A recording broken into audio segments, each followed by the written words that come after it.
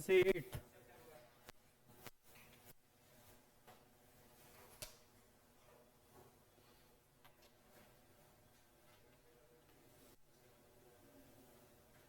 चलो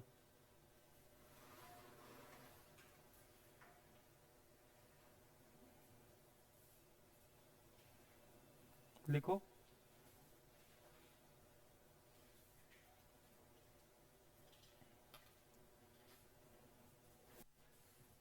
first October, 1 October to 10 October.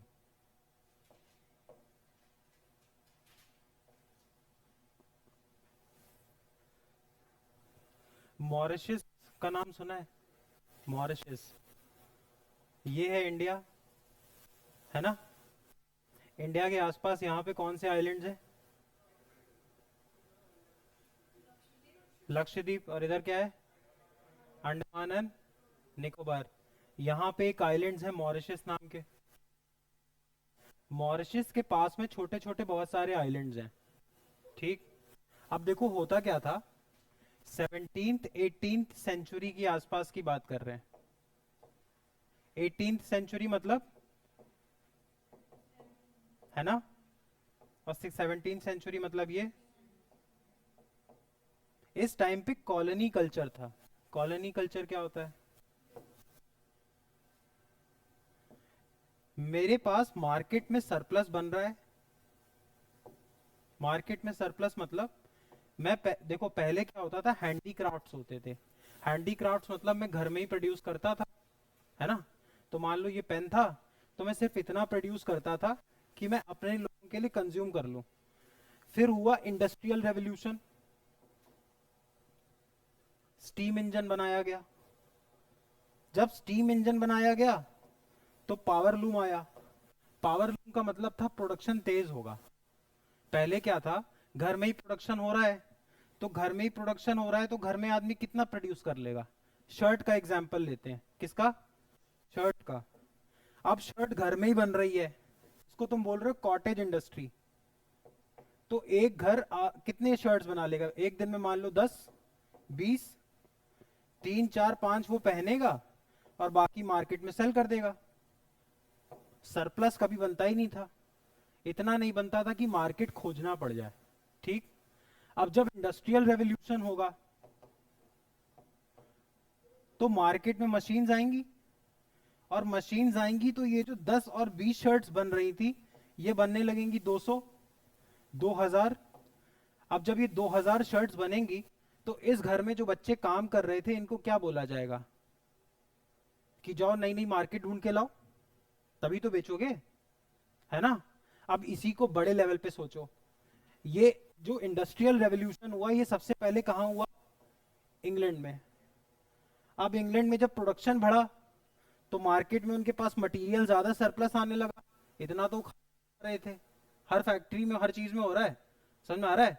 Bread भी ज्यादा बन रही है, कपड़े ज्यादा बन रहे हैं, शूज ज्यादा बन रहे हैं। समझ में आ रहा है? उससे पहले शूज कॉबलर बना रहा है, मोची बना रहा है। अब मोची एक दिन में कितने जूते बना लेगा? 10 जोड़ी, 5 जोड़ी, बहुत मेहनती होगा 3 जोड़ी।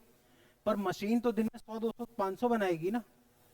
अब उसके पास सरप्लस इकट्ठा हो गया तो बेचने के लिए जाना पड़ेगा।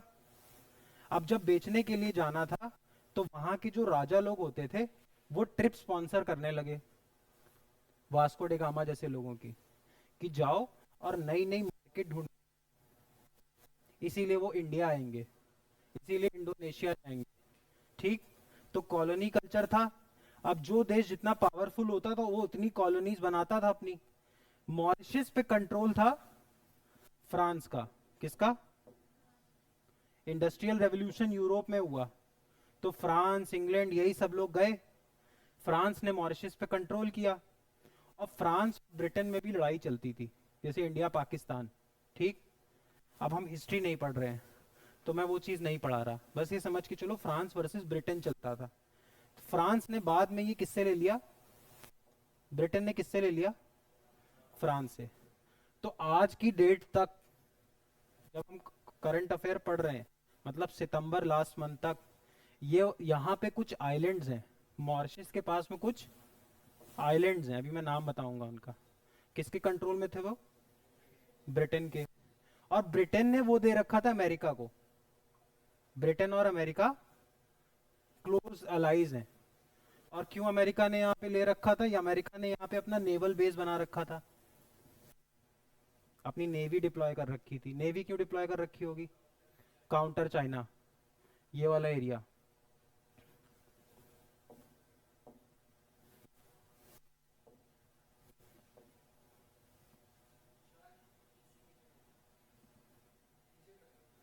ये वाला एरिया। अब यहां पे अगर नेवल बेस बना होगा तो किसको काउंटर कर रहे हैं? चाइना को। तो ये ब्रिटेन ने किसको दे रखा था? यूएस को। तो मॉरिशस ये कह रहा था कि ये मेरा पार्ट है। मॉरिशस क्या, ये जो आइलैंड के मेरे हैं। एक कंसेप्ट पहले भी एग्जाम में पूछा गया है, एक कंट्री यहां पे अगर सिचुएटेड है तो जैसे जमीन पे किलोमीटर से नापते हैं, दूध को लीटर में नापते हैं, लैंड को किलोमीटर में नापते हैं, पानी को नॉटिकल माइल में नापते हैं। किसी भी कंट्री के लैंड पे 12 नॉटिकल माइल तक उसका कंट्रोल होता है।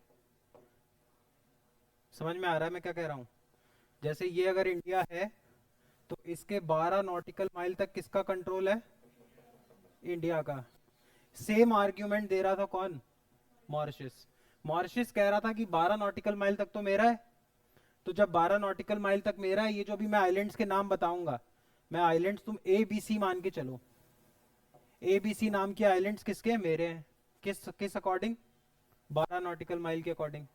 200 नॉटिकल माइल तक होता है एक्सक्लूसिव इकोनॉमिक जोन। ये तुम्हारी होती नहीं है, पर तुम इसमें इकोनॉमिकल एक्टिविटी कुछ भी कर सकते हो। समझ में आया? ये क्वेश्चन पूछा हुआ है। 12 नॉटिकल माइल तक तुम्हारा है, तुम उसमें कुछ भी करो। 200 नॉटिकल माइल तक इकोनॉमिकली कुछ भी करो। समझ में आ रहा है? तो इस लॉजिक के हिसाब से मॉरिशस ये एबीसी नाम के आइलैंड क्लेम कर रहा था। और एबीसी नाम के आइलैंड थे किसके पास? यूएस के पास थे, लेकिन थे किसके? ब्रिटेन के पास। सारा मैटर किसके पास गया? यूनाइटेड नेशंस के पास। ठीक। यूनाइटेड नेशंस में वोटिंग हुई। उस वोटिंग में ये जो एबीसी नाम के आइलैंड्स हैं, ये बोले गए किसको दे दो? मॉरिशस को। अब देखो बदमाशी, मॉरिशस को दे दिए, लेकिन शर्त क्या रखी? कि मैं तुमको दूंगा, लेकिन 99 साल के बाद। 99 साल तक मैं अपने पास रखूंगा। कौन अपने पास रखेगा? ब्रिटेन। ब्रिटेन किसको दे देगा? यूएस को। अब तुमसे क्या पूछेगा? एबीसी नाम के आइलैंड दे देगा। एग्जाम में पूछ लेगा न्यूज में क्यों थे, है ना? है ना? समझ में आ रहा है मैं क्या कह रहा हूं? यही तो क्वेश्चन पूछेगा। या वो पूछेगा ये एबीसी नाम के आइलैंड कहां पे मिलेंगे, तो आंसर क्या होगा? Indian ocean. समझ में आया? कॉन्टेक्स्ट समझ में आया? पक्का? लिखो।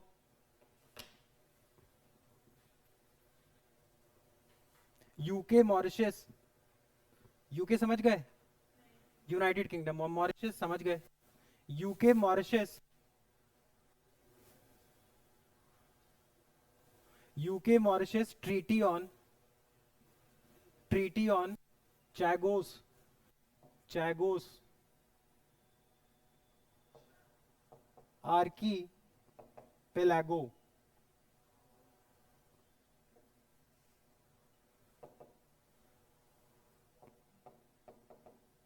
Diego Garcia. ये 3 आइलैंड्स हैं। 2 आइलैंड्स, एक चैगोस है और एक है डियागो गार्सिया। तुमसे क्वेश्चन क्या पूछेगा? डियागो गार्सिया या Chagos was recently seen in the news. तो where are these island located? Answer क्या होगा? Indian Ocean. या तुमसे पूछ लेगा Diego Garcia was recently seen in news. It is a dispute between which of the following two countries? Answer क्या होगा? Britain and Mauritius. News समझ में आई? पक्का? 100%। चलो अब आगे टॉपिक नंबर 2 लिखो।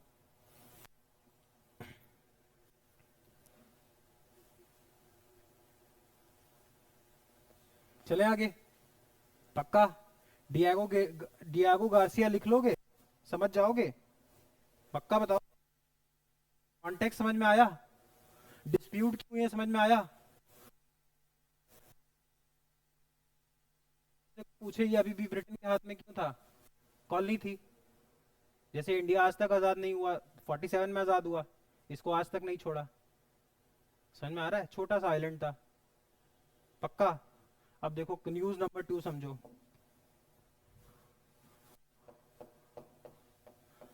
एक बॉडी है इंडिया में, आरबीआई। ठीक? आरबीआई को बैंकर्स बैंक भी बोलते हैं, lender of the last resort भी बोलते हैं। सब पूछा हुआ एग्जाम में, lender of the last resort. इसका क्या मतलब है? देखो, जैसे तुमको लोन चाहिए होता है तो तुम बैंक के पास जाते हो। अब अगर किसी बैंक को लोन चाहिए तो बैंक किसके पास जाता है? आरबीआई के पास, बैंकर्स बैंक, बैंकों का बैंक।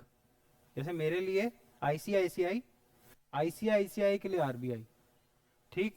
फिर कोई बैंक गड़बड़ी ना करे इसलिए बैंक रेगुलेशन भी करता है।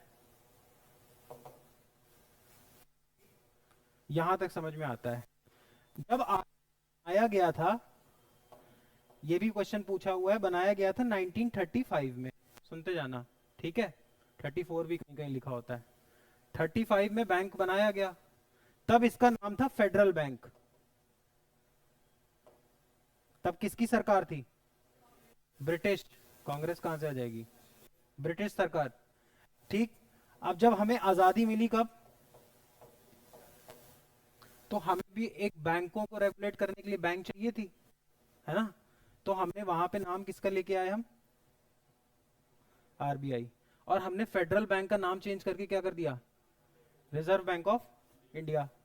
अब रिजर्व बैंक ऑफ इंडिया को एक तो तुमसे पूछता है बैंकर्स बैंक, एक पूछता है lender of the last resort, एक पूछता है आरबीआई बना कब था, 1935। एक पूछता है आरबीआई का पुराना नाम फेडरल बैंक। एक पूछता है आरबीआई को नेशनलाइज कब किया गया? नेशनलाइज मतलब सरकार ने अपने कंट्रोल में कब लिया? 1950।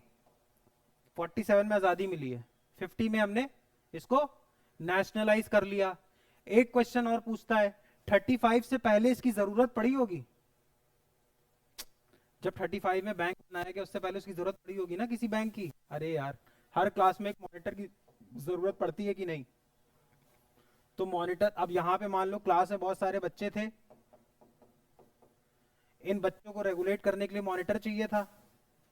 ये बच्चे हैं बैंक, बैंक शैतानी करते थे, तो सरकार ने एक हिल्टन यंग नाम के इंसान को बुलाया, हिल्टन यंग, और इनके अंडर एक बॉडी बनाई जिसका नाम रखा हिल्टन यंग कमीशन। और हिल्टन यंग से बोला यार बैंकों के लिए कुछ बताओ क्या किया जाए। तो हिल्टन यंग ने बोला कि एक आरबीआई नाम की बॉडी बना दो। आरबीआई मतलब फेडरल बैंक। ठीक? तो तुमसे एक क्वेश्चन पूछता है, आरबीआई कौन से कमीशन के रिकमेंडेशन पे बना? Hilton young. यहां तक समझ में आया? अब देखो आरबीआई का काम क्या था, हटा दूं इसको?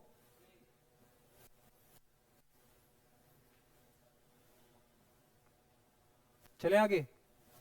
अरे एक तो देखो, एक हिल्टन यंग कमीशन याद रखना है, एक फेडरल बैंक याद रखना है। नेशनलाइज हुआ 1950 में, बना 1935 में, bankers bank, lender of the last resort, यही सब क्वेश्चन पूछता है। एक पूछता है आरबीआई का हेडक्वार्टर कहाँ है?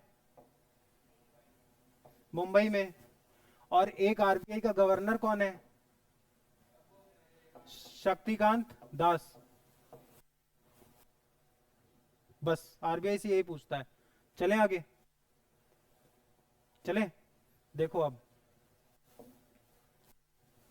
जब आरबीआई बना तो आरबीआई को काम दिया गया कि तुम इन्फ्लेशन कंट्रोल करोगे। क्या कंट्रोल करोगे? इन्फ्लेशन। इन्फ्लेशन मतलब महंगाई। 10 रुपए की चीज को 11 का मत होने दो। अब तुम बोलोगे 10 रुपए से 11 हो जाएगा, क्या फर्क पड़ेगा? उसको तो इंडिया देखना है ना पूरा, इंडिया में कितनी गरीबी है। अगर आटा 5 रुपए किलो भी है और वो 7 भी हो जाता है, तो जो आदमी रोज के 100 रुपए कमा रहा है उस पर फर्क पड़ रहा है ना? तो आरबीआई का काम था क्या कंट्रोल करना, महंगाई रोकना। 100 रुपए की चीज को 105 का मत होने दो, 104 का मत होने दो। अब देखो प्रॉब्लम कहाँ फंसेगी। अगर आरबीआई का काम ही है कि 100 रुपए की चीज 105 की नहीं होने दोगे, तो गरीब आदमी का तो भला हो गया कि 100 की चीज 100 में मिल रही है। लेकिन जो आदमी प्रोड्यूस कर रहा है, दोनों एंगल से समझो, इंडिया में वो भी रह रहा है जो कंज्यूमर है, जो 100 रुपए खरीद रहा है, पर वो भी तो रह रहा है जो 100 रुपए की प्रोड्यूस कर रहा है। अब मान लो मैं प्रोड्यूसर हूं, ये पेन 100 रुपए का बिकता है 2024 में, और तुम सब कंज्यूमर हो इस पेन के, तो तुम तो चाहोगे 100 का 100 में ही मिलता रहे। लेकिन एक प्रोड्यूसर के पॉइंट ऑफ व्यू से समझो, अगर ये पेन 6 साल बाद भी 100 रुपए का मिलेगा, तो मैं ये पेन क्यों यूज करूंगा। नहीं समझ में आ रहा है, आ रहा है नहीं।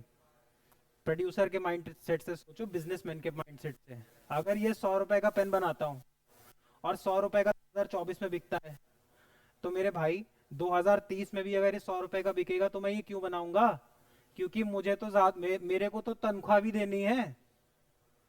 जो मेरे यहाँ वर्कर काम कर रहा है उसकी सैलरी भी तो बढ़ रही है। देखो मेरा रेंट भी बढ़ रहा है, मेरे को सैलरी भी बढ़ा के देनी है। जो इसके लिए मैं रॉ मटेरियल ला रहा था उसका वो भी रेट बढ़ रहा है। जब हर चीज महंगी हो रही है तो पेन भी तो महंगा करो, तब तो खर्चे निकालूंगा। अगर पेन 100 रुपए का ही बिकता रहेगा तो फिर मुझे फायदा क्या होगा, मैं बिजनेस करूंगा क्यों। समझ में आ रहा है दोनों चीजों में अंतर। एक तरफ आरबीआई कह रहा है 100 रुपए की चीज 100 में ही बेचो, और उधर से बिजनेसमैन को डिलेमा ये है कि वो 100 रुपए की चीज अगर 100 की बिकेगी तो मेरा बनाने का फायदा क्या होगा। समझ में आ रहा है। अब आरबीआई क्या करता था, चीजों के दाम ही नहीं बढ़ने दे रहा था। 2014 में आई किसकी गवर्नमेंट, और ये सबको पता है मोदी जी की गवर्नमेंट है प्रो कैपिटलिस्ट। बिजनेस को थोड़ा सा प्रमोट करते हैं। बिजनेस कब प्रमोट होगा, जब ये 100 की चीज कल को 110 की होगी, तब तो चाहेगा इस चीज को बनाने का। मेरे लालच कब आएगा, जब ये चीज हर साल महंगी होगी, तभी तो मेरे प्रॉफिट बढ़ेंगे। संत क्यों बन रहे हो तुम, थोड़ा बिजनेस पर्सपेक्टिव से सोचो ना, तुम प्रोड्यूसर की तरह सोचो। अरे मेरे भाई, अगर ये आईपैड हर समय 1 ही लाख रुपए का मिलता रहेगा, तो एप्पल आईपैड नया क्यों बनाएगी। समझ में आ रहा है। इनोवेशन तो तभी करेगी। अब जब इनको 100 रुपए की चीज 100 में ही रखनी थी आरबीआई को, तो मोदी जी ने एक चीज देखी। मोदी जी ने बोला यार आरबीआई कभी रेट ही नहीं बढ़ने देती, चलो इसमें गरीबों का तो फायदा हो रहा है, पर जो बिजनेस क्लास है वो तो कभी प्रमोट ही नहीं होगी, है ना। तब उन लोगों ने बोला कि आरबीआई जो हम लोगों के इंटरेस्ट रेट डिसाइड करती है, इंटरेस्ट रेट मतलब ब्याज दर। ब्याज दर मतलब कि जैसे तुम 100 रुपए लोन लेके आए, 8% ब्याज लगा तो कितना देना है, 108। बैंक ऐसे ही तो काम करते हैं। बैंक में कुछ लोग पैसा जमा करते हैं, मान लो 5% पे, और बैंक 8% पे दे देता है। 3% होता है, यही बैंक का क्या होता है, प्रॉफिट, है ना। जमा करने वाले को 5% दिया, और जो लेके गया उससे 8% वसूला, 3% क्या है बैंक का, प्रॉफिट। तो ये इंटरेस्ट रेट डिसाइड कौन करता है, बैंक। कि मैं 8% पे पैसा दूंगा, 6% पे पैसा दूंगा, 5% पे पैसा दूंगा। आरबीआई क्या करता था, इंटरेस्ट रेट हमेशा बढ़ा देता था। इंटरेस्ट रेट बढ़ा देगा तो क्या होगा, देखो थोड़ा टेक्निकल है लेकिन क्वेश्चन आता है। इंटरेस्ट रेट जब ज्यादा होगा तो चीज महंगी होगी। अरे मेरे भाई, अगर तुमको पैसा 10% पे मिलेगा तो तुम कम पैसा लेके आओगे उधार। अगर पैसा तुमको 4% पे मिलेगा तो तुम ज्यादा पैसा उधार लाओगे ना। अगर 100 रुपए के 110 देने पड़ेंगे तो कम लाओगे, 100 के 104 देने पड़ेंगे तो ज्यादा लाओगे, है ना। तो आरबीआई क्या करता था, ब्याज दर बढ़ा देता था। अब जब वो ब्याज दर बढ़ा देता था 10%, 8%, 12%, तो लोग लोन कम लेते थे। लोन कम लेते थे तो जेब में पैसा कम होता था, महंगाई अपने आप कम रहती थी। लेकिन उस वजह से बिजनेसेस बढ़ रहे थे नहीं। तो अब मोदी जी ने क्या बोला कि देखो अभी तक जो बैंकों की ब्याज है कौन डिसाइड कर रहा है, आरबीआई। और आरबीआई हमेशा किस चक्कर में रहती है, इन्फ्लेशन कम करो। तो वो ब्याज दर हमेशा क्या करती थी? बैंक रेट हमेशा बढ़ाती थी। बैंक रेट ज्यादा होगा तभी तो लोग कम लोन लेंगे। अभी हम तुमको बोले 2% पे पैसा दे रहा हूँ, 100 रुपए के 102 लौटा देना, तो ज्यादा ले जाओगे ना। और मैं बोलूंगा 100 के 120 देना, तो कम ले जाओगे, है ना। तो ये हमेशा ब्याज दर बढ़ा देते थे। तब इन्होंने बोला अब इंडिया में जो ब्याज दरें हैं वो खाली आरबीआई डिसाइड नहीं करेगी। इस पे क्वेश्चन 2 बार आ चुका है। इन्होंने बोला अब जो डिसाइड करेगा इंटरेस्ट वो कौन करेगा? MPC, monetary policy committee. आई कब? ये 2016 में। इसमें इन्होंने क्या बोला, ये जो बैंकों की ब्याज दर होती है, बैंकों की जो ब्याज दर होती है वो कौन डिसाइड करेगा? Monetary policy committee. और इसमें कितने मेंबर रखे? 6, जिसमें से 3 कहां से आएंगे? आरबीआई। और 3 कौन लाएगा? Government of India. अब ये लोग तो हमेशा चाहेंगे ब्याज दर बढ़ाओ, लेकिन ये लोग इनको रोकेंगे कि नहीं? तो एक बैलेंस बनेगा। पहले क्या कर रहे थे? महंगा कर दो पैसा, इंटरेस्ट रेट इतना बढ़ा दो कि हर आदमी पैसा ले, लोन ले ही ना, अपने आप बैठी रहेंगी चीजें। अब ये 3 क्या चाहते हैं? इंटरेस्ट रेट कम करो, अंबानी अडानी को पैसा सस्ते में दो। पैसा दोगे तभी तो वो बिजनेस में इन्वेस्ट करेगा। तो 3 लोग कहां से आए? आरबीआई से। और 3 लोग कहां से आए? Government of India. अब ये अगर मान लो इन्होंने बोला 4% ब्याज रखो, इन्होंने बोला 6% रखो, तो 3:3 की वोटिंग हो गई। अब किसकी बात माने? ये 3 बोल रहे हैं 4% रखो, ये 3 बोल रहे हैं 6% रखो, किसकी बात मानूं? RBI governor. उसके पास होता है कास्टिंग वोट। कास्टिंग वोट क्या होता है? डिसाइडिंग। अगर मामला 3:3 फंस गया तो वोट कौन डालेगा? RBI governor. यही क्वेश्चन आया हुआ है। एक बार पूछा हुआ है मॉनेटरी पॉलिसी कमेटी में कितने लोग होते हैं? 6। और दूसरी बार पूछा था कि in case of a tie who gets to decide? RBI governor. अब अभी क्यों पढ़ा रहे हो 2016 की न्यूज? इसलिए पढ़ा रहा हूं क्योंकि ये 3 लोग चेंज हुए हैं। समझे मैं क्या कह रहा हूं? क्वेश्चन कैसे आता है? ये 3 लोग चेंज हुए, 3 लोग चेंज हुए तो वो 3 लोगों के नाम नहीं पूछेगा, वो इसके पीछे का कॉन्सेप्ट पूछेगा। इंडिया में बैंक का जो ब्याज होता है वो कौन डिसाइड करता है? Monetary policy committee. कितने लोग हैं? 6। 3 कहां से आए? आरबीआई। 3 कहां से आए? Government of India. In case of a tie RBI governor. Simple सा क्वेश्चन है। इंडिया में इंटरेस्ट रेट एमपीसी डिसाइड करती है। करंट अफेयर क्या थी? ये 3 लोग चेंज हो गए हैं, ये 3 लोग चेंज हो गए हैं। आगे क्वेश्चन पूछेगा तो ये शायद पूछ ले कि मॉनेटरी पॉलिसी कमेटी साल में कितनी बार मिलती है, तो आंसर है 4 टाइम्स, मतलब हर 3 महीने में मिलती है। मतलब इंडिया में ब्याज दरें कितने कितने दिन में चेंज होती हैं?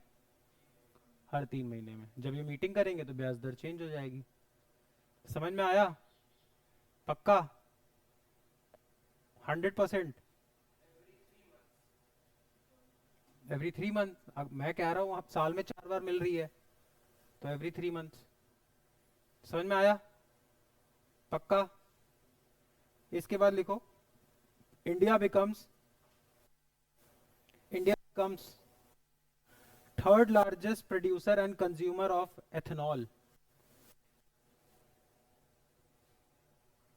Third largest consumer of third largest producer and consumer. Important है, क्वेश्चन पहले पूछ चुका है। Third largest producer and consumer of, क्या है ये?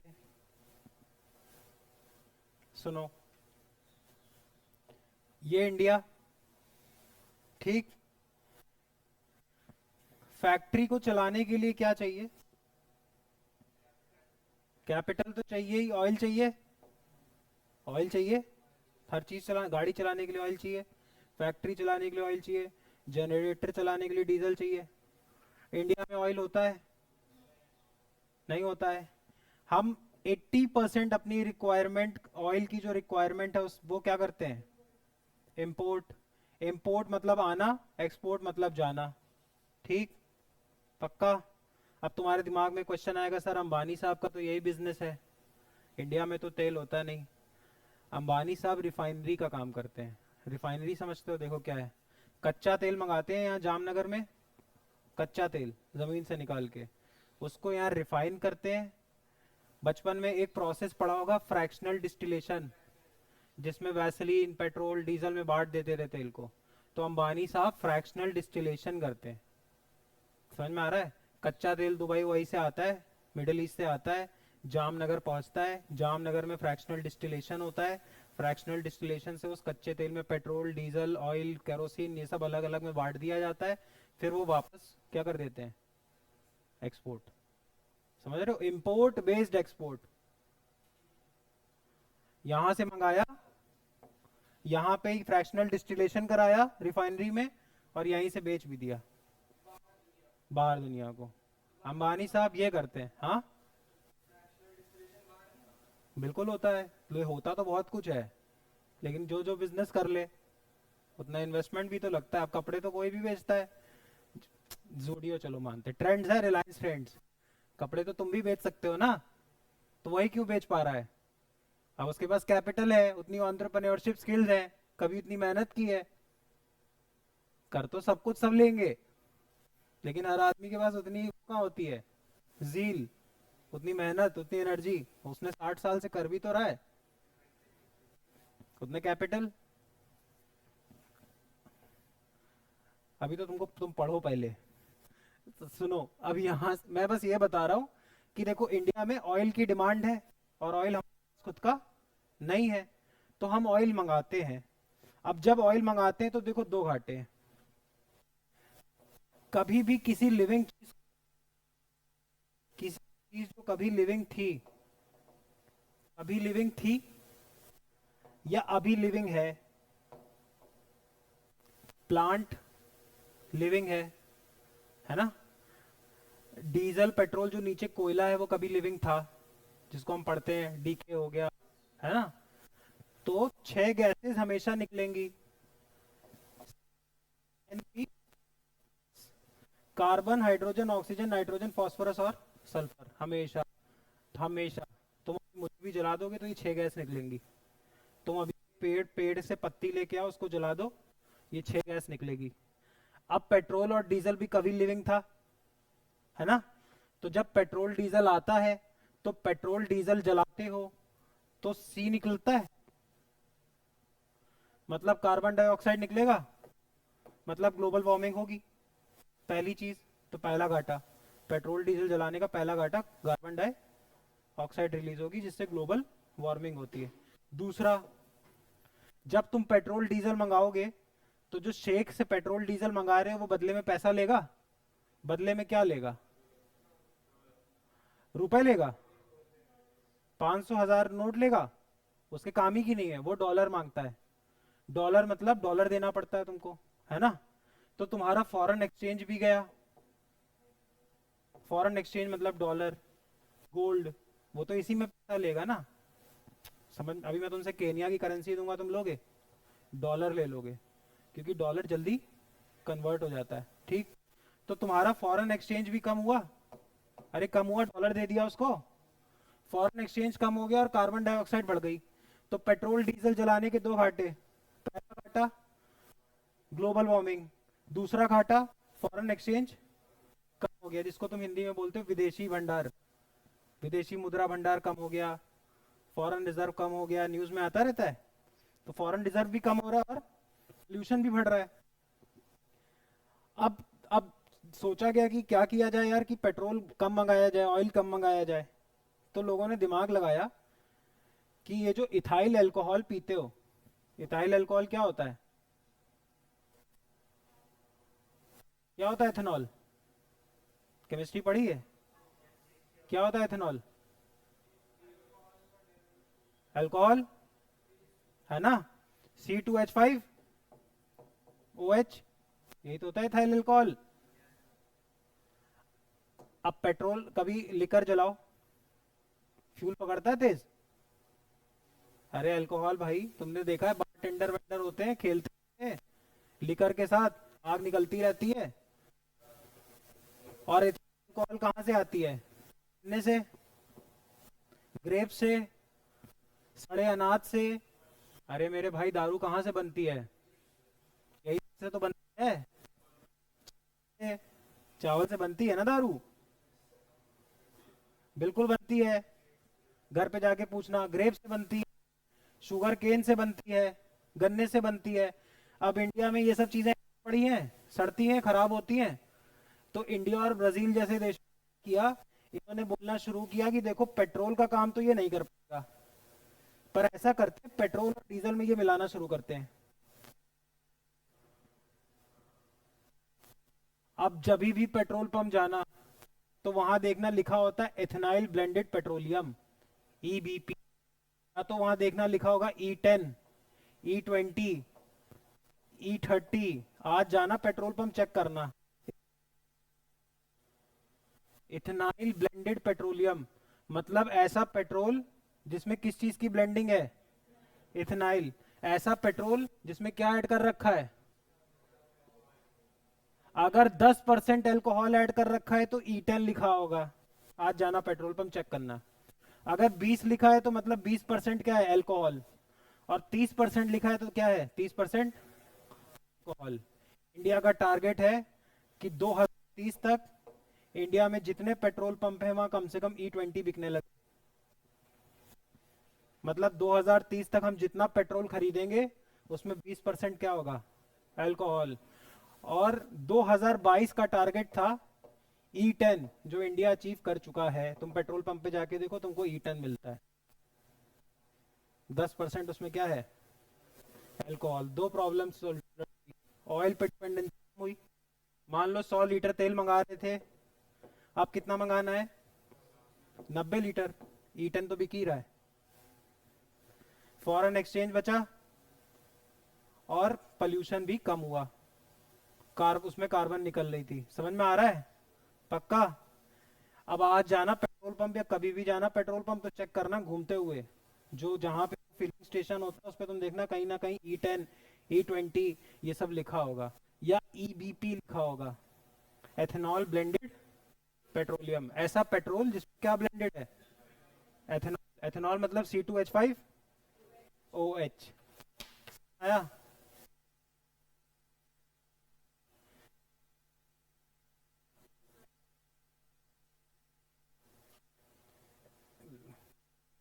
अब इंडिया में third producer of ethanol. Produce करने में भी थर्ड नंबर पे है और करने में भी थर्ड नंबर पे है। रैंक 1 पे है ब्राजील, रैंक 2 पे है यूएस। मतलब एथेनॉल ब्लेंडेड पेट्रोलियम E10 कब तक अचीव करना था और E20 कब तक करना है? इस एथेनॉल ब्लेंडेड पेट्रोलियम में इंडिया का रैंक क्या है? रैंक 1 पे कौन है? ब्राजील। रैंक 2 पे कौन है? यूएस। प्रोड्यूसर और ब्राजील इसलिए इतना आगे क्योंकि ब्राजील 20 साल पहले ही शुरू कर चुका था ये काम। समझ में आया? आप जाना कभी पेट्रोल पंप आजकल में, जब भी मौका मिले तो जरूर चेक करना, E20 या E10, E20 जो भी तुमको दिख जाए। समझ में आया? पक्का? ठीक। अगला टॉपिक लिखो। वन नेशन वन इलेक्शन कराया था। हाँ, है ना, वन नेशन वन इलेक्शन। अगला टॉपिक लिखो। अच्छा, ये ईबीपी अच्छी चीज है खराब चीज? क्यों? गाड़ी खराब हो जाएगी? गाड़ी वैसे इंजन बनेगा ना। अब डीजल गाड़ी में पेट्रोल डालोगे तो खराब हो ही जाएगी। एक व्हीकल होता है flexi fuel. Flexi fuel vehicle. Flexi fuel vehicle वो होता है जिसमें डिफरेंट टाइप के फ्यूल्स चले जाते हैं। फ्यूल को लेके वो क्या है? फ्लेक्सिबल। ऐसी गाड़ियों में डलता है। अरे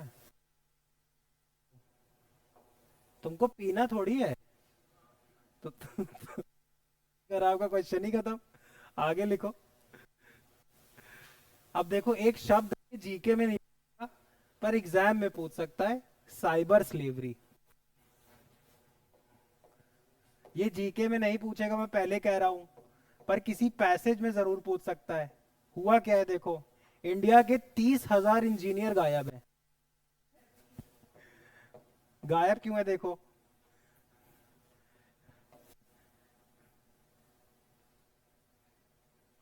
ये बोलते, इसको बोलते हैं south east Asia. South east Asia क्यों है? South China. मैप पे देखो तो क्या डायरेक्शन बन रहा है? साउथ ईस्ट ही तो बन रहा है।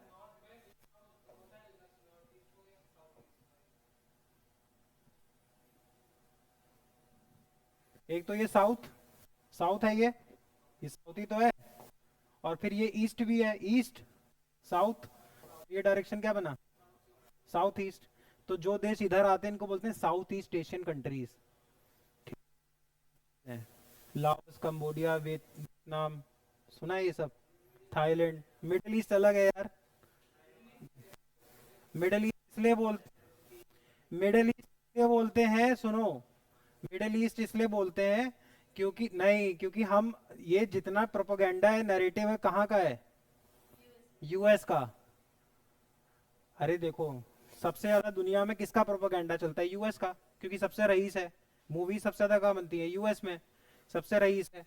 यूएस के लिए तो ये ईस्ट हो गया, यूएस के लिए तो ये पूरी दुनिया ईस्ट हो गई। और पूरी ईस्ट यहां तक फैला हुआ है, तो जो ईस्ट का बीच वाला पार्ट है, सऊदी अरेबिया वाला पार्ट, वो मिडिल ईस्ट हो गया। ईस्ट का बीच, मिडिल ईस्ट। हमारे लिए ईस्ट नहीं है वो।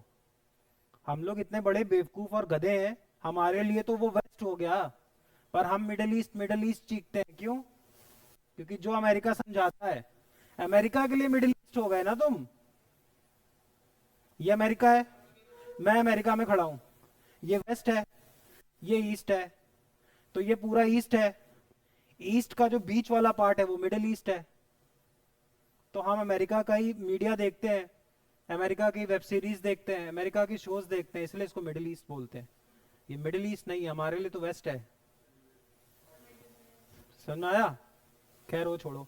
अब ये क्या है? South, south east. अब वो क्या रहा है तो न्यूज क्या है, इंडिया के 30,000 इंजीनियर तो गायब कहाँ हो गए हैं? ये पहुंच गए middle east, sorry south east. क्यों गए? जॉब्स। इनको बोला कि आईटी सेक्टर में जॉब देंगे, बहुत हाई प्रोफाइल जॉब्स देंगे, 5 लाख रुपए महीना टाइप का जॉब देंगे इंडिया में। ठीक, ये पहुंच गए वहां पे। जब ये पहुंच गए, बहुत दिन बाद ये चीज देखी गई, वहां जब ये जाते तो इनको पहले तो अच्छे ऑफिस में रखते, कुछ दिन काम कराते, फिर उसके बाद इनका पासपोर्ट जब्त कर लेते। पासपोर्ट और वीजा में क्या डिफरेंस होता है? और पासपोर्ट क्या होता है? देखो, पहले के जमाने में एरोप्लेन चलते थे? नहीं। पोर्ट होते थे, पोर्ट से ही लोग जाते थे। पोर्ट मतलब बंदरगाह। ये पोर्ट हो गया, ये पोर्ट हो गया, पोर्ट हो गया। तो जब तुम पोर्ट से जाते थे, इसको बोलते थे पासिंग द पोर्ट। मैं यहां से आया, I have passed the port and I have gone outside. इसी से वर्ड पड़ा पास पोर्ट। जब आप अपने देश को छोड़ते हो तो आपको पासपोर्ट लेना पड़ता है। अगर मैं इंडिया छोड़ रहा हूं तो मुझे पासपोर्ट किससे लेना पड़ेगा? इंडिया से। जिस जगह को छोड़ते हो वो इशू करता है पासपोर्ट, और जिस जगह जाते हो वो इशू करता है वीजा। समझ में आ रहा है? मुझे अगर अमेरिका जाना है तो मुझे पासपोर्ट कहाँ से लेना है? इंडिया से। और अमेरिका मुझे क्या देगा? वीजा। चीज होती है वीजा। जब आपके और उस कंट्री के relations अच्छे होते हैं तो आप तुरंत पहुंच जाओ, आपको वहां पे डायरेक्टली वीजा मिल जाएगा 2-4 घंटे की वेटिंग के बाद। वीजा ऑन अराइवल, अराइव करते ही वीजा। समझ में आ रहा है? Visa on arrival. नहीं तो आपको पहले से वीजा लेना होता है। वीजा, वीजा उस कंट्री का परमिशन होता है। किस कंट्री? जिस कंट्री से, जिस कंट्री में जाना है। और पासपोर्ट आपको वो लोकल कंट्री देती है। ये वीजा पासपोर्ट समझ में आता है? पैसे जैसे में पूछ लेगा कभी, और सिर्फ इसलिए गलत करके आ जाओगे क्योंकि वीजा पासपोर्ट सही से समझोगे नहीं और दोष दोगे इंग्लिश को। बुरा मत मानो। और ये तुमको आता होगा तो तुम्हारा पैसे सॉल्व हो जाएगा। वीजा उस कंट्री में मिलेगा, पासपोर्ट तुम यहाँ से इशू कराओगे। समझ में आया? अब इनका पासपोर्ट हो जाता है वहां पे कुछ दिन काम करने के बाद जब्त, और जब जब्त हो जाता है तब इनसे कराते हैं ऑनलाइन फ्रॉड कि इसको तो उसको कॉल करो। जो कॉल्स आते हैं ट्राई में आपका नंबर आ गया है वो हो गया है, ये कराया जा रहा है। तो अब एक बात बताओ, अगर मैं तुमसे फोर्सफुल कॉल करके लोगों से पैसे निकलवाऊं तो मैं तुम क्या करा रहा हूँ? स्लेवरी। अब ये स्लेवरी कैसी है? साइबर। इसी का नाम क्या है? Cyber slavery. जीके में नहीं पूछेगा, पर तुमको साइबर स्लेवरी समझ में आनी चाहिए। New modern form of slavery है जो बहुत हो रही है। 30,000 इंजीनियर्स कहाँ गए हैं, क्या हुआ है उनका, कोई अता पता नहीं है। समझ में आ रहा है? पक्का? डिजिटल अरेस्ट क्या होता है? देखो अभी ये क्यों न्यूज में आया, एक कंपनी है ओसवाल, सुना है? स्वेटर वेटर बनाती है। ओसवाल कंपनी के मालिक को पकड़ लिया 4 फ्रॉडस्टर्स ने, और एक वीडियो कॉन्फ्रेंस आ गई जिसमें chief justice of India Chandrachud को ये कह दिया आपके ऊपर मनी लॉन्ड्रिंग के पुराने केस वेस हैं, 7 करोड़ रुपए दो तब तुमको छोड़ेंगे। तो उन्होंने 7 करोड़ रुपए दे भी दिए। सच का फ्रॉड है ये, चेक करना आज गूगल पे। तो वहां से एक वर्ड न्यूज, क्या बताया था अभी तुमको वर्ड? Digital arrest. तुम्हारे पास कॉल आएगी और तुम पास ईडी सीबीआई ऐसे ऐसे डिफरेंट डिपार्टमेंट के तरीके से कॉल आएगी। ट्राई का कॉल, वो तुमको बोलेंगे इस चीज में आप फंस चुके हैं, इतना इतना पैसा दीजिए। इस वर्ड को अरेस्ट, आपको डिजिटली अरेस्ट कर लिया है, ऐसा कुछ है नहीं। ये 2 वर्ड्स अभी न्यूज में चल रहे हैं, एक डिजिटल अरेस्ट, दूसरा साइबर स्लेवरी। मतलब स्लेवरी समझ के क्या कह रहा हूँ? मैं उमाम जैदी को बहुत लुक्रेटिव ऑफर दूं कि उमाम जैदी तुमको 2.5 लाख मिलेगा, चलो चलो, कहाँ चलो, वहाँ आ जाओ। तो उमाम जैदी ने अपना पासपोर्ट वीजा सब कराया, उमाम जैदी वहाँ पे आ गए। 1 महीना 1.5 महीना होटल में रहे, अच्छी जगह, सारा कॉर्पोरेट बूम्स मिला, सब कुछ मिला। उसके बाद जब 1-1.5 महीना हो गया, एक बार तनख्वाह भी दे दी और खुश हो गए। जब ट्रस्ट बन गया तो उमाम जैदी का पासपोर्ट कर लिया जब्त, और जब पासपोर्ट जब्त कर लिया तो कहाँ जाएगा? अब जब वो कहीं जा नहीं सकता तो मैं जो चाहूंगा वो काम कराऊंगा। वही है, उसी को बोल रहे साइबर स्लेवरी। एक तरीके की बंधुआ मजदूरी तो है, बस कैसी है? साइबर फॉर्म में। करो, तो बहुत कुछ कर सकते हो।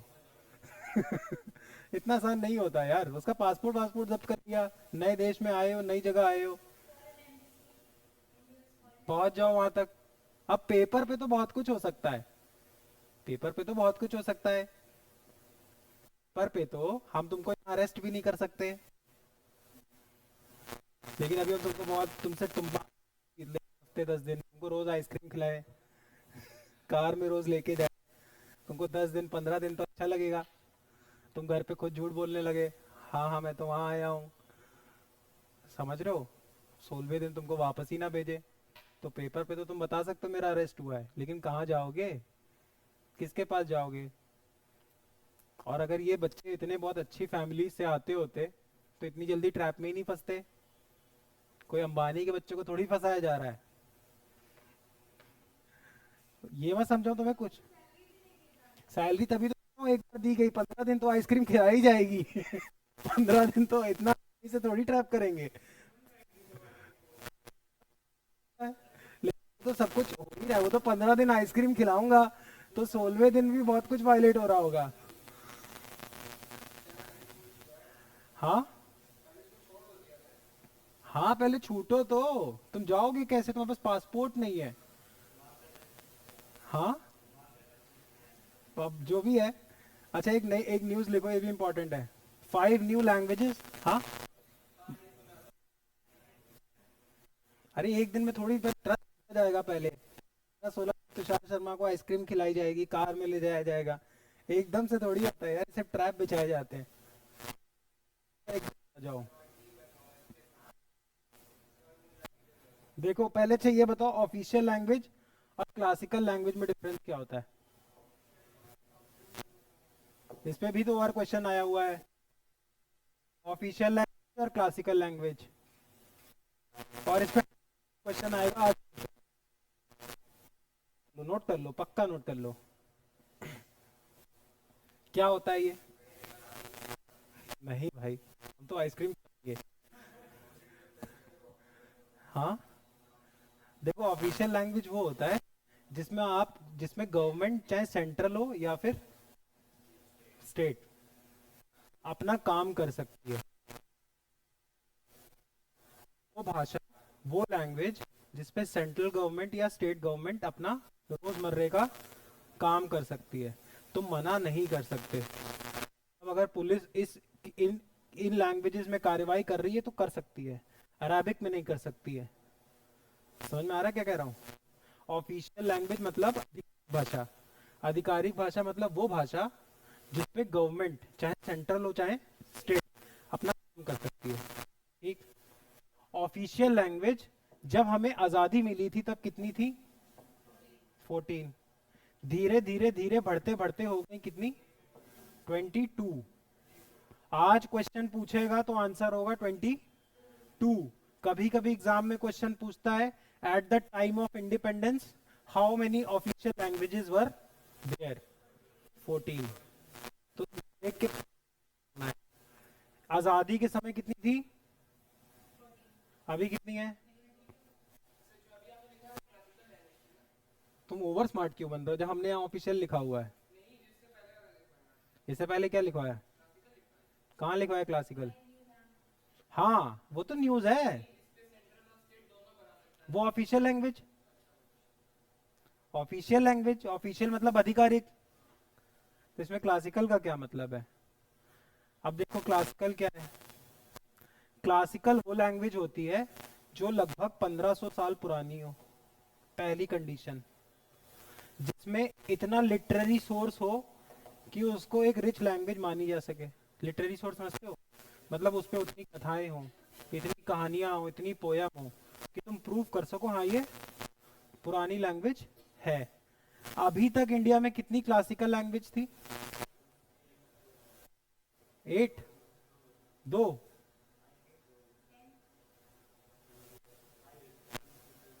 6? 6? याद कैसे करोगे? देखो साउथ में एक मलयालम सुना है, मलयालम, मल्लू। तो मलयालम एक पुरानी लैंग्वेज, एक। फिर इसके बाद यहाँ पे कर्नाटका है, कन्नड़। कन्नड़ भी पुरानी लैंग्वेज है, तेनाली राम राम ये सब कहानी वहीं की तो है। फिर इसके बाद तमिलनाडु, तम, 3 हो गई। फिर तमिल के ऊपर यहाँ आंध्र प्रदेश, अल्लू अर्जुन।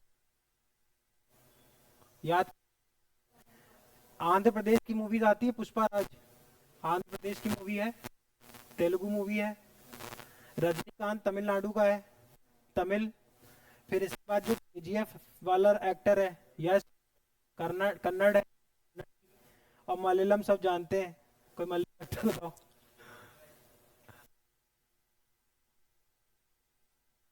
पूजा हेगड़े। पूजा हेगड़े। कंतारा सुना है? कंतारा मूवी आई थी, मलयालम। तो ये चार चार समझ में आ गए, चार तो के आ गए। फिर पांचवा यहाँ से उड़ीसा उठा लो, ओडिया। ओडिया बना है 2014 में, जब बना था उसी साल क्वेश्चन आया था। मैं इसलिए नहीं कह रहा हूँ क्वेश्चन आएगा ही आएगा, मैं कोई यार ह्यूमन तो हूँ नहीं। मैं क्यों बोल रहा हूँ क्वेश्चन आएगा? क्योंकि 14 में जब उड़ीसा बना था तो 15 में क्वेश्चन आया था। अब पता नहीं आया, पर ऐसे ही होता ही है। समझ में आया? ये बात समझो। और एक कोई भूल ही गए, संस्कृत सब रट लोगे। संस्कृत तो सबको पता है क्लासिकल लैंग्वेज है। संस उर्दू इंडिया में नहीं आती, और Urdu is not a proper language. Urdu बीच में अब बन जाता है ना। हाँ, सी फारसी तो देखो संस्कृत, लेकिन उर्दू इसमें आती है। हेलो, ये 22 में आती है। अगर तुम्हारी यहाँ पे एफआईआर उर्दू में लिखी जाएगी तो मानी जाएगी। 22 भाषा में, हाँ 22 भाषाओं में आती है। अब ये रटते कैसे हैं, मुझे 22 नहीं रटी, ना किसी को रटी होगी। बस वो रट लो जो तुमको पता होगी और होगी नहीं, जैसे भोजपुरी। नहीं है। समझ में आ रहा है? देखो 22 नहीं रटी, वो तो फिर जो तुमको लग रही है ना, और वो नहीं। समझ में आ रहा है? ऑफिशियल लैंग्वेज आज़ादी मिली कितनी थी? 14। Point number 1। करंट अफेयर क्या है? लैंग्वेज ऐड हुई है, 5 नई ऐड हुई है, मतलब पहले भी थी। तो पहले कितनी थी? 6 में एक हो गई संस्कृत, सब रट लेंगे। फिर इसके बाद रॉकिंग स्टार यश, कन्नड़। फिर एक उठा लो मलयालम से, एक उठा लो तमिलनाडु से, और एक उठा लो अल्लू अर्जुन, 4। और उड़ीसा उठा लिया 5।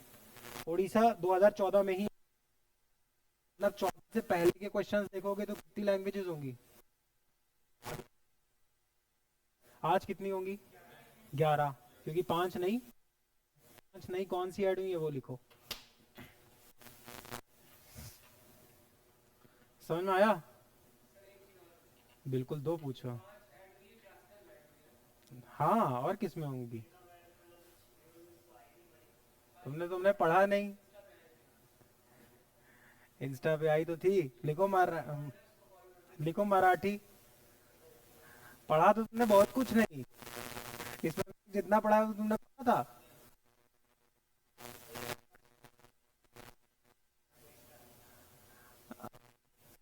ये सब नहीं पता, बाकी तुम सुन तो रहे। मराठी, मराठी, मराठी, मराठी, पाली, पाली बुद्धिस्ट लैंग्वेज, पाली प्राकृत, पाली प्राकृत, नेपाली नहीं पाली। हाँ पाली, पाली, पी ए एल आई, पाली, पाली प्राकृत, प्राकृत। अरे यार, जब बुद्धिस्ट पे था 6th सेंचुरी के आसपास, आज से 1400 साल पहले, तो आम लोगों की भाषा होती थी, संस्कृत होती थी। संस्कृत ब्राह्मण यूजुअली लोगों को नहीं सिखाते थे, उस समय की चाल की भाषा थी संस्कृत। देखो पाली, प्राकृत, मराठी, बंगाली, असमीज, ये 5 ऐड हुई हैं। ठीक। 6 कौन कौन सी थी? कन्नड़, तेलुगु, संस्कृत, तमिल, उड़िया और मलयालम। 3 3 6, ये 6। तो class languages in India 7, official languages in India 22। समझ में आया? बताओ जल्दी। चले आगे चलो। आरबीआई वाली न्यूज़ हो गई।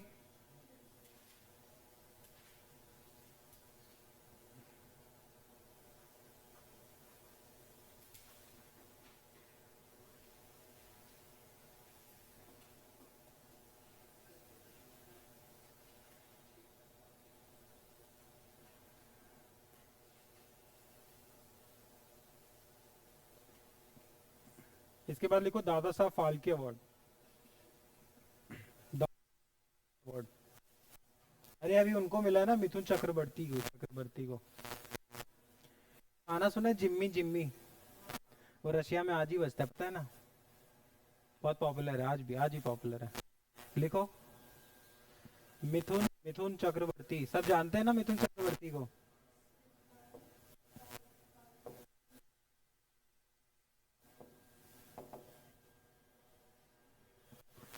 बाला साहेब नहीं, दादा साहेब। दादा साहब दादा साहब फाल्के अवार्ड, दादा साहब, दादा दादा साहेब फाल्के अवार्ड।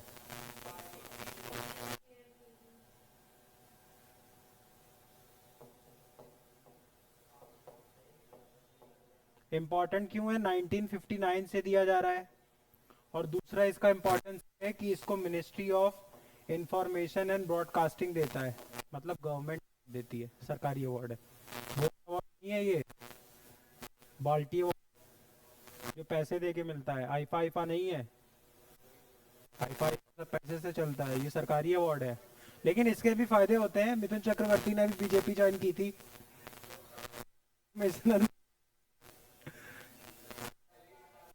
1959 से अवार्ड मिल रहा है, 1959 से अवार्ड मिल रहा है, मतलब पुराना अवार्ड है।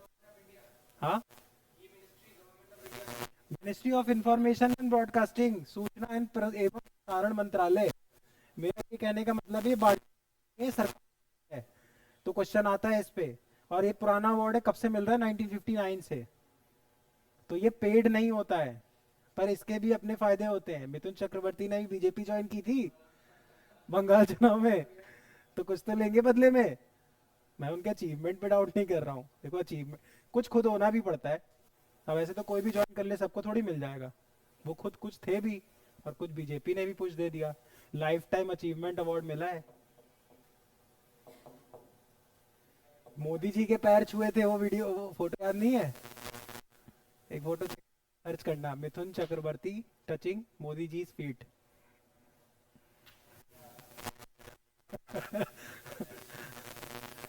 याद है वो फोटो? बस उसी अवार्ड मिल गया। हाँ, तो उसी अवार्ड मिल गया।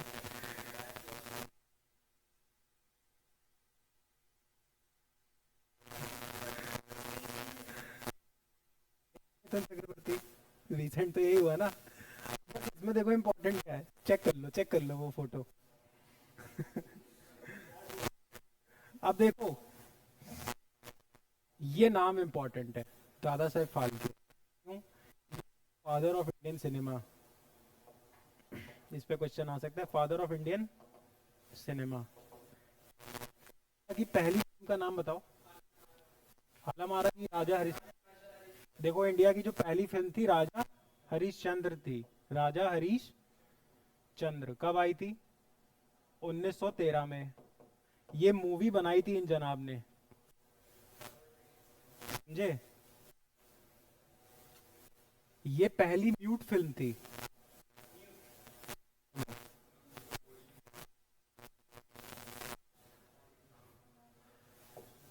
First film of India. ध्यान से सुनना, आप दो बार मत पूछना, बहुत ध्यान से सुनना। First film of India, India की पहली पिक्चर। पहली पिक्चर थी राजा हरिश्चंद्र, कब आई थी? 1913। पर ये मूवी थी म्यूट, आवाज नहीं थी मूवी में, बस मूवी थी। पहली वॉइस वाली मूवी जो थी वो थी आलम आरा। आलम आरा ये आई थी 1931 में। क्वेश्चन आए फर्स्ट फिल्म, तो चेक करना म्यूट की नॉन म्यूट, मतलब समझे?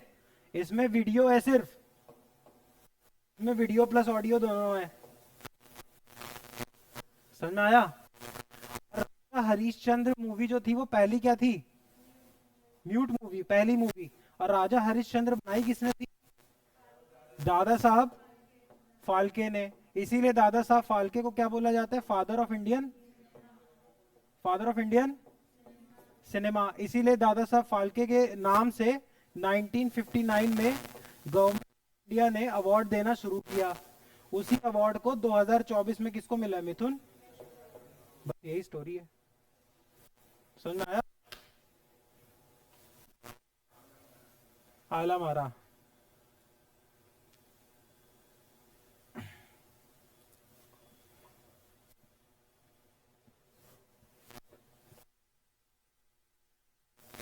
ले आगे, इसके बाद लिखो global innovation index.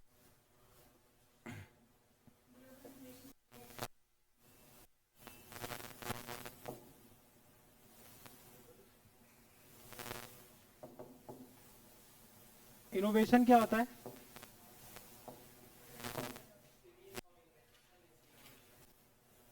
Series of invention is innovation. इसको हिंदी में बताओ।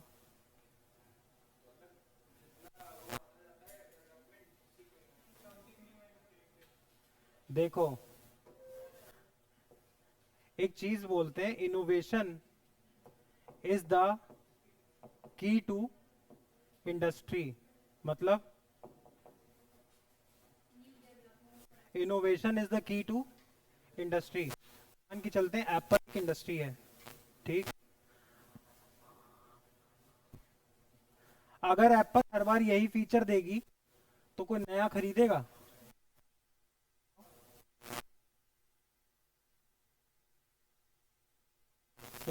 फीचर इसीलिए फोन खरीदते हैं लोग। तो जब इनोवेशन होगा तभी इंडस्ट्री बढ़ेगी। अगर बक्से वाले बैग की, जैसे पहले बक्से चलते थे, बक्से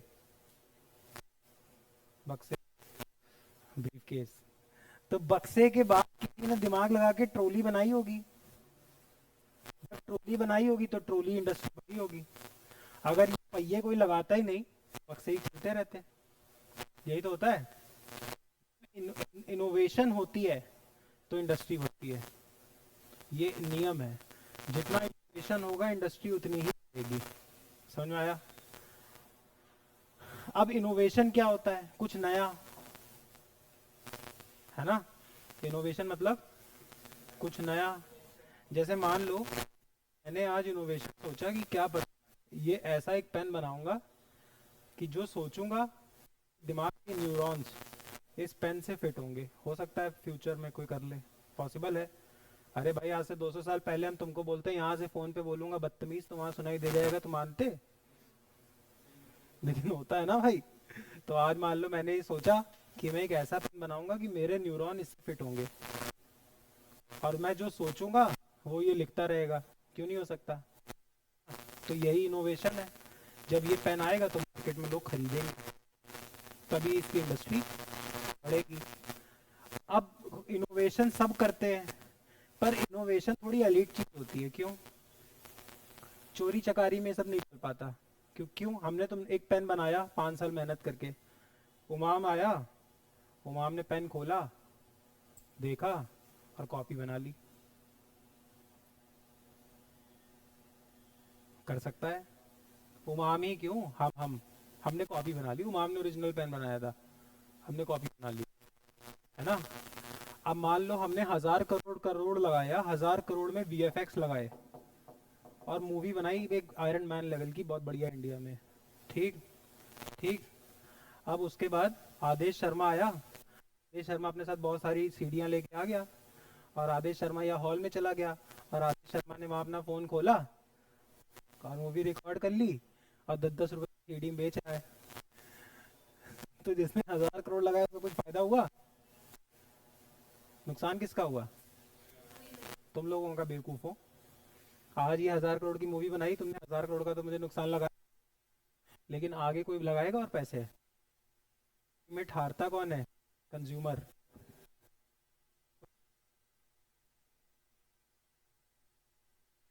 किताब से तुम्हें सच में हेल्प होती, बहुत आसान बात।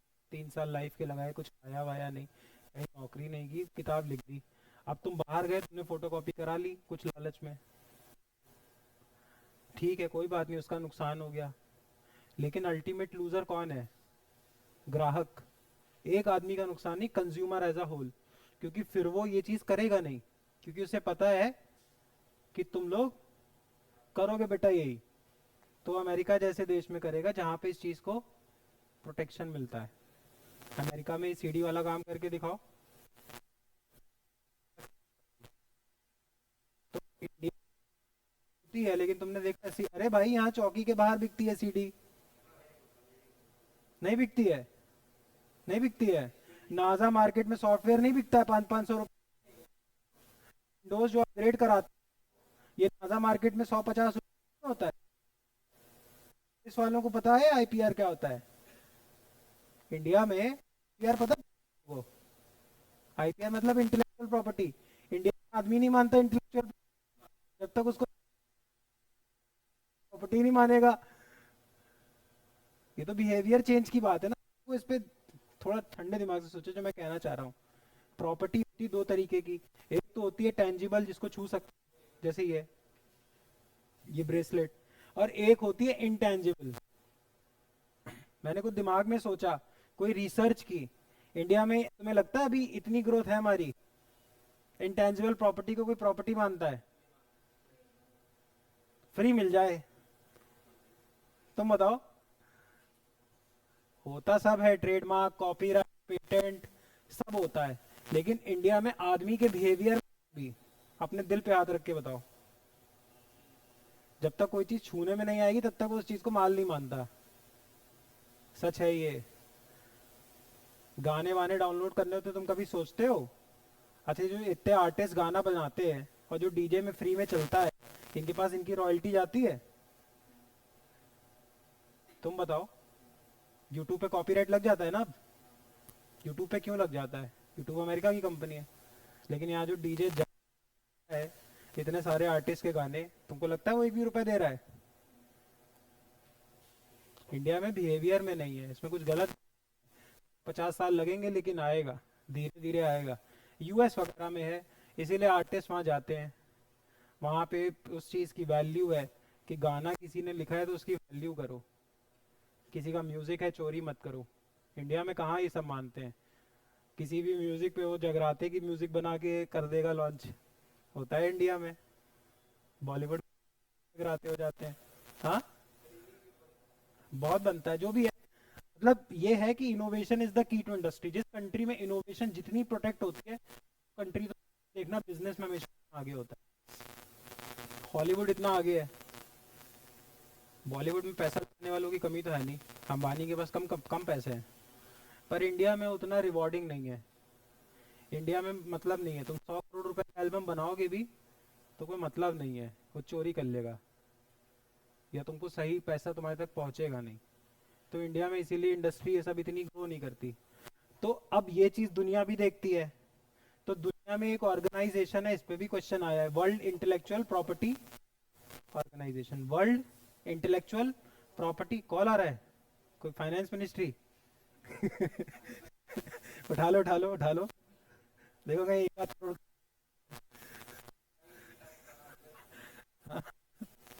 देखो देखो तो अभी उठाओ फोन, जल्दी जल्दी जल्दी उठाओ, जल्दी उठाओ जल्दी। देखो कोई मंत्रालय मंत्रालय से तो नहीं है? कौन कर रहा है?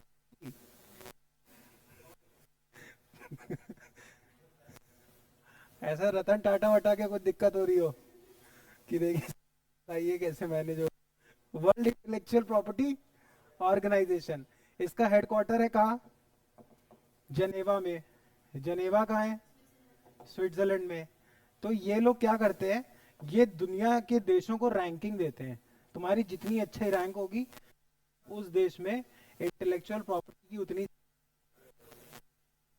आ रहा है? पक्का। इंडिया की रैंक पहले बहुत पीछे चलती थी, हम 100 के पीछे चलते थे। अब इंडिया में हालत अच्छी हो रही है, अब इस समय इंडिया की रैंक कितनी चल रही है? 39। और इस इंडेक्स का नाम है ग्लोबल इनोवेशन इंडेक्स। यूएस 74 और पे रहता है। देखते हैं फर्स्ट पे कौन है।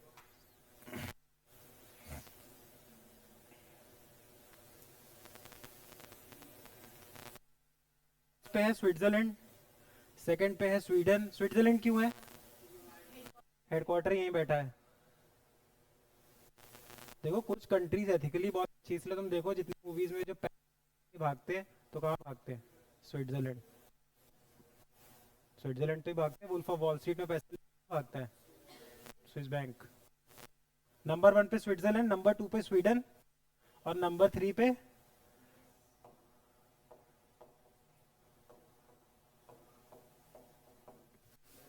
वैसे। इंडिया में तुमने आज तक किसी किसी वीडियो के पैसे दिए हैं? हैं? पेड़ वाला तो लेना ही नहीं है।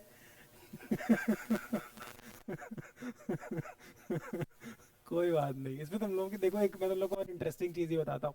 2016 में केस भी हो गया था, तो जो किताबों की पब्लिशिंग हाउस है उन्होंने केस कर दिया फोटो कॉपी वालों पे। यूनिवर्सिटी के पास में बड़े बड़े फोटोकॉपी वाले हैं, करोड़पति फोटोकॉपी वाले, ये कुमार फोटोस्टैट, ये सब, इन पे केस कर दिया कि हम इतनी महंगी महंगी किताबें बनाते हैं, पैसा देते हैं, वो बेचारा किताबें सालों लगा के लिखता है, वो उसकी, या तो बताओ उसकी इनकम क्या है। और अगर वो दिन भर काम करके रात में लिखेगा तो वो क्वालिटी नहीं आएगी। तुम ही बताओ, तुम ऐसी किताब पढ़ना चाहोगे जो वो फ्री टाइम में लिखता हो? उसके बाद क्या इनकम है? उसने कोई साइबर सिक्योरिटी मान लो किताब लिखी, तो रिसर्च करी 50 जगह पढ़ के, दिन रात जाग के, किताब आई, तुमने फट से उसकी फोटोकॉपी करा ली। समझ रहे हो? तो वो क्वालिटी बनती है। तो इन लोगों पे केस हुआ 2016 में दिल्ली हाई कोर्ट में कि यार ऐसे तो कुछ काम ही नहीं होगा, आगे लोग लिखेंगे नहीं अच्छी किताबें, अच्छी रिसर्च देंगे ही नहीं, क्योंकि इंडिया में तो कदर नहीं। तो दिल्ली हाई कोर्ट ने बोला इंडिया में अभी गरीब बहुत है, गरीब इन द सेंस स्टूडेंट बहुत है, तो इस पे कुछ नहीं कर सकते, जैसे चल रहा है वैसे ही चलता रहेगा।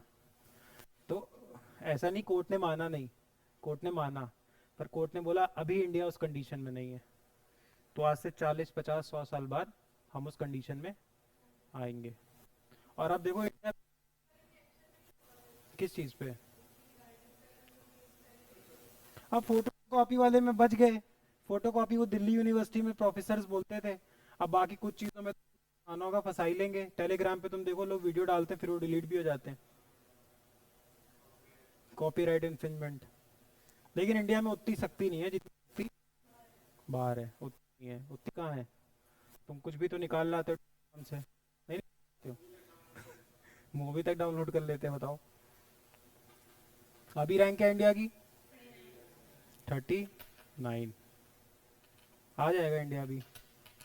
और वैसे भी बहुत लोगों में अब धीरे धीरे तुम देखो एक अवेयरनेस बढ़ भी रही है। चलिए, अब मैं इतना क्या ज्ञान दे रहा हूँ, मुझे खुद ही कुछ लेना था तो ले लेता हूँ। चलो आगे।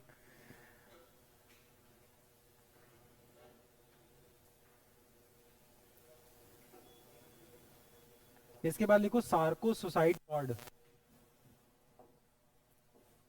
ये क्या है?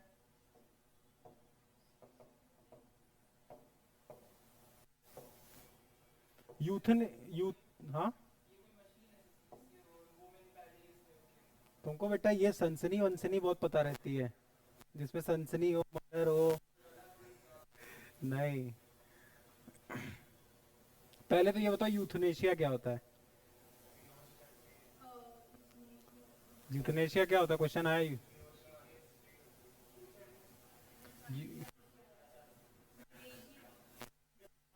यूथ, क्या होता है यूथनेशिया? दम घुटना तो सफोकेशन होता है क्या? नहीं तो इससे यूथनेशिया क्या होगा? सिर्फ इंग्लिश थोड़ी बोल, यूथनेशिया का क्या मतलब? यूथनेशिया मतलब होता है पैसिव डेथ। पैसिव डेथ क्या होती है? मुझे लग रहा है कि मैं अब जीना नहीं चाहता, मुझे तो मुझे मार दो, तो यूथनेशिया। मेरी आई नहीं, मैंने मौत ले ली।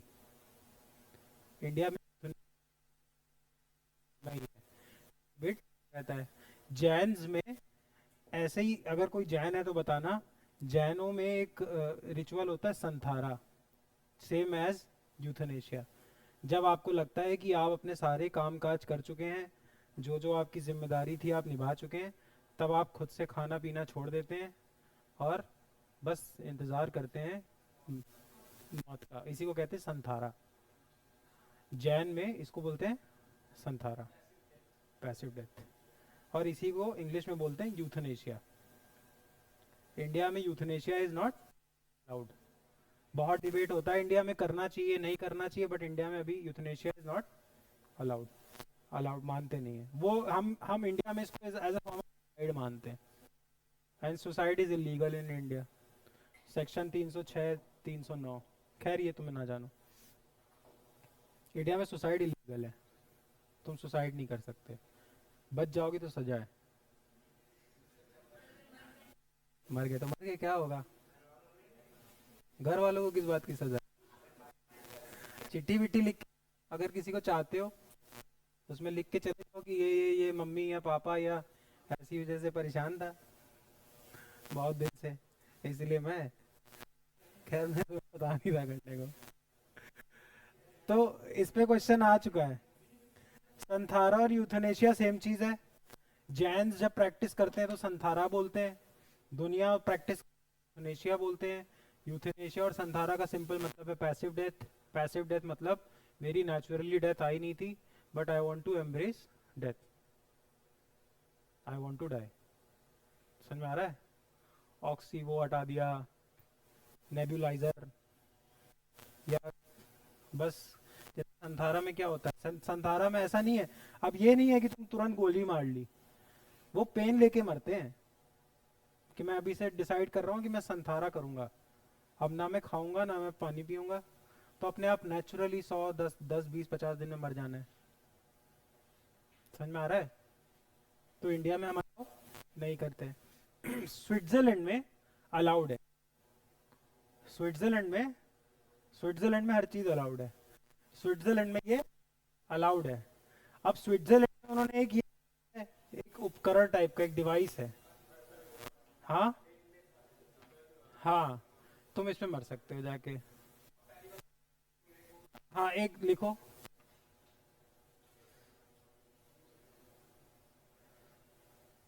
The Sarco pod, the Sarco suicide pod, the Sarco suicide pod also known as Sarco, Sarco suicide pod also known as Sarco is a special machine designed for suicide. क्यों यूथनेशिया, या तुमको ये euthanasia क्यों बताया है? Suicide अलग चीज होती है।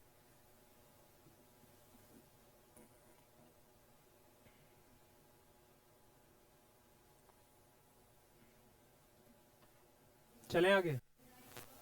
सुसाइड, यूथनेशिया, यूथनेशिया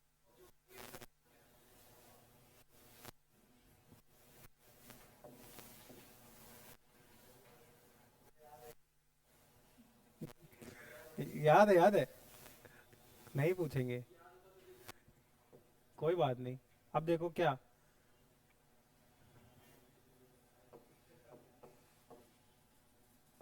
देखो जीआई टैग क्या होता है। GI stands for geographical, geographical indication.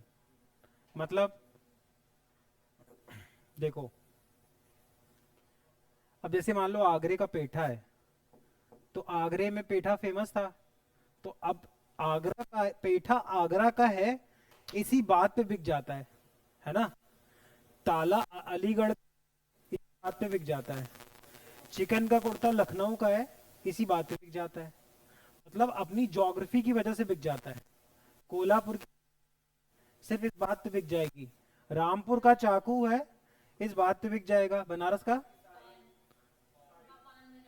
Banaras का पान है, सिर्फ इस बात पे बिक जाएगा।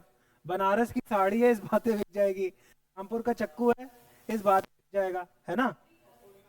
फिरोजाबाद, फिरोजाबाद की चूड़ी बिक जाएगी कि फिरोजाबाद की चूड़ी है।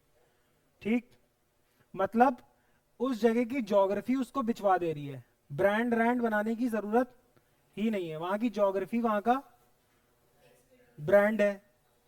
तो अब एक बात बताओ, तो झगड़ा होगा कि नहीं? फिर तो आगरा के रहने वाले सारे हैं। अब मैं आगरे का पेठा बेच रहा हूँ बाहर जाके, मुझे कोई ब्रांडिंग मार्केटिंग करने की जरूरत नहीं, मैं सिर्फ बोलता हूँ आगरे का पेठा बिक जाता है।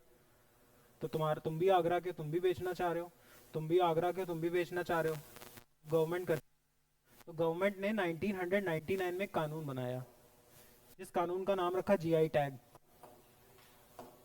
और गवर्नमेंट ने ये कहा अगर कोई पर्टिकुलर प्रोडक्ट किसी एक पर्टिकुलर ज्योग्राफी का फेमस है तो उस जगह वहीं के लोग दे सकते हैं। एक ही बात नहीं तो पूछो पूछो। हैं? अडल्ट्स क्या होता है उस मसाज में? ऐसा क्या होगा? जैसे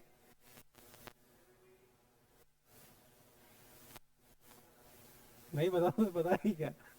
देखो सर, गुड्स के लिए मिलता है। अरे ज्योग्राफी की वजह से मिल रहा है ना, तो कोई सर्विस कैसे किसी ज्योग्राफी पे डिपेंड हो सकती है? जैसे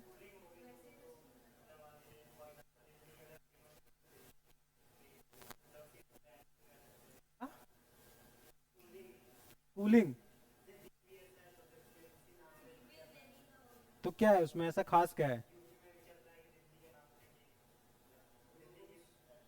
तो फ्रेंचाइजी बिजनेस हो गया।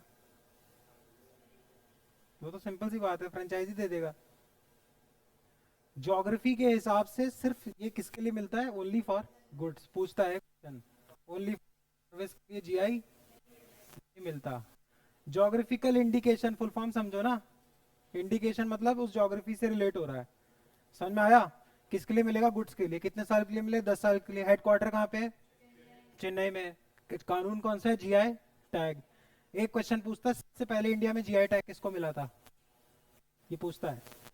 मिल 500-600 चीजों को। भागलपुर की लीची को मिल गया, आम को मिल गया है, 500-600 चीजों के पास जीआई टैग है। तो पहला पूछता है मुंबई, अब मुझे इतना याद नहीं, तो अब देखो यही तो, देखो मेरा काम क्या है, ये तुमको समझा दिया। अब यार इसके बाद तुम्हारी क्यूरियोसिटी, 512 बताऊं? तो अब ये तुम्हारी, देखो गलत कुछ नहीं है, तुम्हारी क्यूरियोसिटी। जाके घर पे चेक कि मुंबई में किस किस चीज पे जीआई टैग मिलता है। मैं तुमको यहाँ बता सकता हूँ, और कायदे में इसी से होते हैं। तो वो 512 लिखाऊंगा ना, तो मैं तुमको बेवकूफ बना रहा हूँ कि चलिए लिखिए 512। देखो, 10 साल के लिए मिलता है, सिर्फ गुड्स के लिए मिलता है। जीआई टैग एक्ट है।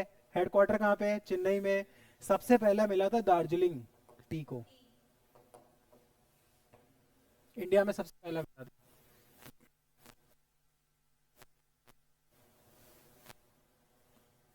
चले आगे। आगे सुबह से क्लास चल रही है। कितने बजे से? 11? कोई बात नहीं।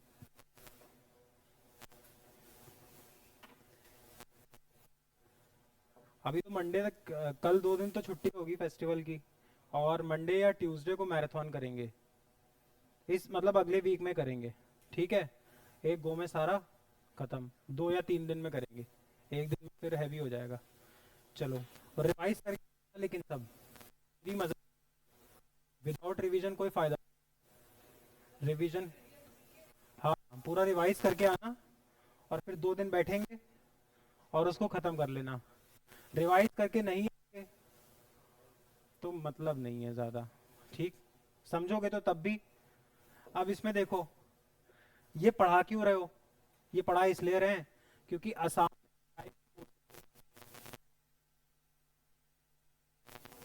बोडो, उसकी 8 चीजों को क्या मिला है?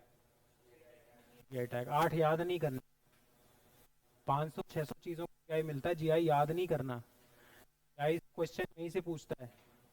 बस ये हर बार पढ़ना पड़ता है जब किसी नई चीज को क्या मिलता है? GI tag. ट्राइब है, ट्राइब, जनजाति, बोडो।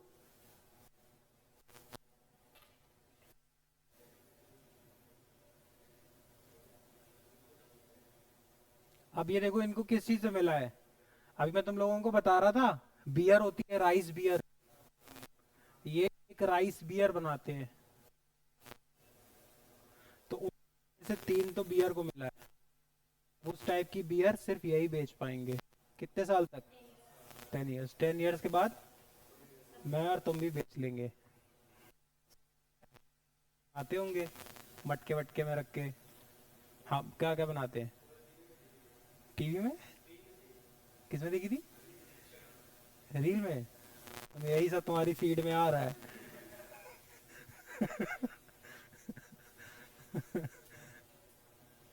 चलो, 10 years of make in India.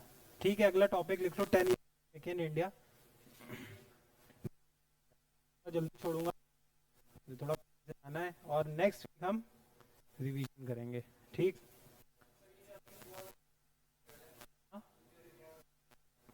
उस पे तो एक पूरा क्लास लूंगा, वो उसका है नहीं। ये जो ईरान इजराइल हो रहा है ना, अच्छे से पढ़ेंगे। हाँ, ट्यूसडे को या मंडे को 4 to 6 क्लास होगी। तीसरा वाला बैच जो भी क्लास होगा 6 to 7 के आसपास 1 घंटे का एक सेशन करेंगे, और उसमें ईरान इजराइल पढ़ेंगे। कि वो 10 मिनट 15 मिनट का है नहीं, क्योंकि पहले मैं इजराइल समझाऊंगा, फिर उसके बाद क्या उनकी मिडिल ईस्ट की हिस्ट्री रही, फिर पढ़ेंगे। उसको फटाफट कराना है तो बताओ, आराम से पढ़ेंगे उसको एकदम डिटेल से। उसमें इजराइल समझा दूंगा, हमास समझाऊंगा, हाउती समझाऊंगा, पूरा तुमको, हाँ हिजबुल्ला समझाऊंगा, पूरी वहाँ की पॉलिटिक्स समझाऊंगा। मंडे या ट्यूसडे प्रॉमिस। हाँ पक्का मंडे या ट्यूसडे को रखते हैं। ठीक। देख लो 10 years of make in India.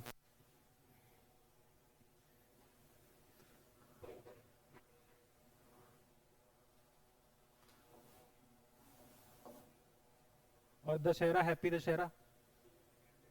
तो पढ़ना थोड़ा अभी, दशहरा वशहरा मत मनाना, पढ़ाई करना। चले, ठीक, बाय। हाँ थोड़ा जल्दी छोड़ता हूँ यार, मेरे को काम से जाना है। Bye bye. मंडे को करेंगे, ईरान वीरान जितना भी है।